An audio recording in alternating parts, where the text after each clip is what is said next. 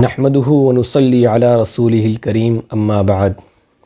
میرے محترم بزرگوں، دوستوں، بھائیوں اور بہنوں، آج میں آپ کو ایسی بوڑھی اماں کا ایک واقعہ سنانے جا رہا ہوں کہ جنہوں نے اپنے چرخے میں غور و فکر کر کے اپنے معبود کو پہچان لیا، اپنے خالق کو پہچان لیا، اپنے پیدا کرنے والے کو پہچان لیا، جنہوں نے اپنے چرخے کو چلانے میں غور کیا تو اس بات پر استدلال قائم کر لیا کہ وہ اپنے وجود میں بھی یکتا ہے۔ تو دوستوں، واقعہ کچھ اس طرح ہے کہ ایک مولانا صاحب ایک بوڑھی اماں کے پاس سے گزرا کرتے تھے۔ اتفاق سے ایک روز مولانا صاحب نے بوڑھی اماں سے کہا کہ بوڑھی اماں، چرخہ ہی چرخہ کاٹتی رہتی ہو، کچھ خدا کے متعلق بھی معلوم ہے؟ بوڑھی اماں نے کہا، ہاں، میرا خدا وہ ذات ہے جو اس عالم کے نظام کو برقرار رکھے ہوئے ہے اور وہ اپنے وجود میں یکتا ہے، واحد ہے۔ مولوی صاحب نے کہا، بوڑھی اماں، آپ کے پاس کیا ثبوت ہے کہ ایک ذات اس عالم کے نظام کو برقرار رکھے ہوئے ہے اور وہ اپنے وجود میں یکتا ہے؟ بوڑھی اماں نے کہا، مولانا صاحب، میرے پاس ان دونوں باتوں کی دلیل موجود ہے۔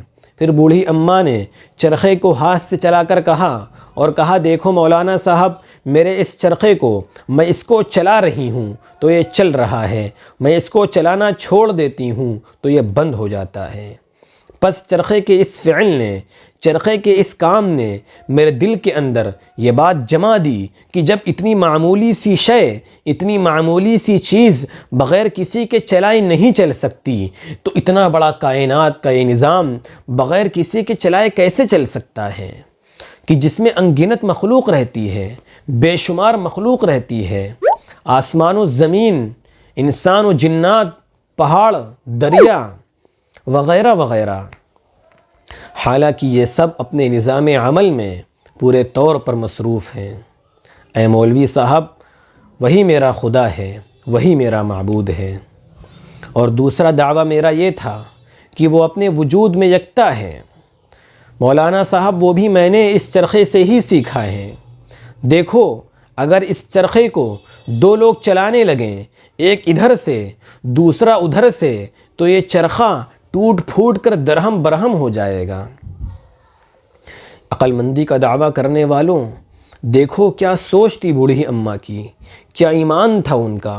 گویا کہ بوڑھی اماں نے اپنی ان دو باتوں میں قرآن کریم کی دو آیتوں کی ترجمانی کی ہے۔ قرآن کریم کی پہلی آیت تو یہ ہے، وَإِلَٰهُكُمْ إِلَٰهٌ وَاحِدٌ لَا إِلَٰهَ إِلَّا هُوَ الرَّحْمَٰنُ الرَّحِيمُ، کہ تمہارا معبود ایک ہی معبود ہے جو بڑا مہربان اور نہایت رحم کرنے والا ہے۔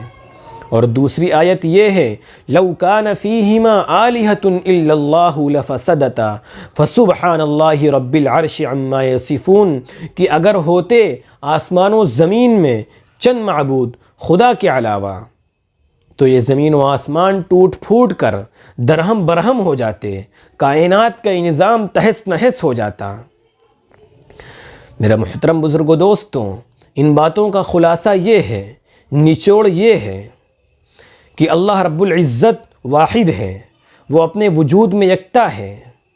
اللہ رب العزت فرماتے ہیں، وَفِي أَنفُسِكُمْ أَفَلَا تُبْصِرُونَ، کہ اے لوگوں، اپنے اندر غور و فکر کرو، اپنے اندر بھی اگر غور و فکر کرو گے تو میری وحدانیت کو پہچان لو گے۔ کیا تم غور و فکر کرتے نہیں ہو؟ کیا تم دیکھتے نہیں ہو؟ اے دنیا والوں، تم دنیا کے بنائے ہوئے فرمے کو دیکھو۔ جس چیز کا جو فرما ہوتا ہے اس سے وہی چیز تیار ہوتی ہے۔ اے دنیا کے لوگوں، تم پلیٹ کے فرمے سے پلیٹ ہی تیار کر سکتے ہو، دوسری چیز تیار نہیں کر سکتے۔ گلاس کے فرمے سے گلاسی تیار ہوتا ہے، دوسری چیز تیار نہیں ہوتی۔ لوٹے کے فرمے سے لوٹا ہی بنتا ہے، دوسری چیز نہیں بنتی۔ لیکن دیکھو رب العالمین کے بنائے ہوئے فرمے کو، کہ اللہ رب العزت نے ایک فرما بنایا ہے عورت کے پیٹ کے اندر، وہ اس سے طرح طرح کی اولادیں پیدا کرتا ہے۔ کبھی لڑکا پیدا ہوتا ہے، کبھی لڑکی پیدا ہوتی ہے، اور کبھی ایک ہی فرمے سے دو دو پیدا ہوتے ہیں۔ یہ ہے میرے قدرت کی کاریگری۔